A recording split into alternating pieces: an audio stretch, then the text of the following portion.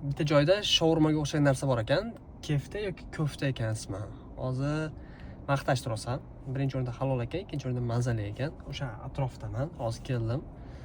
Yeb ko'rib baho beramiz. Qani qanchalik bu narsa maqtovga arziydi.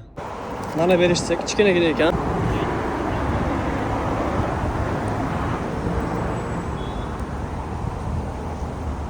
Maza bor.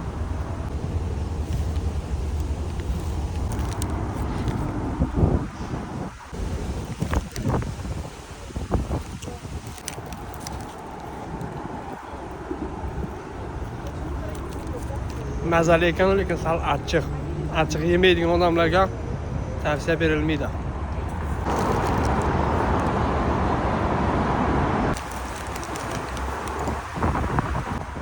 Nega ko'chada yeyapsan desangiz, mashina ichida hidlanib ketadi, hidi bor.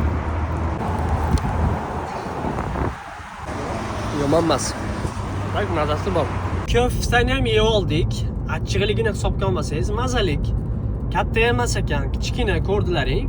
Uni yeb qorningiz to'yib, to'ymas, shu o'rtada qolib ketar ekan. Ikki xil ko'rinishda, 3 ta kotletlik va 6 ta kotletlik. Narxlari 300 so'm va 400 so'm rubl. Bo'lsa o'zim deb 6 ta kotlet zakaz qildim.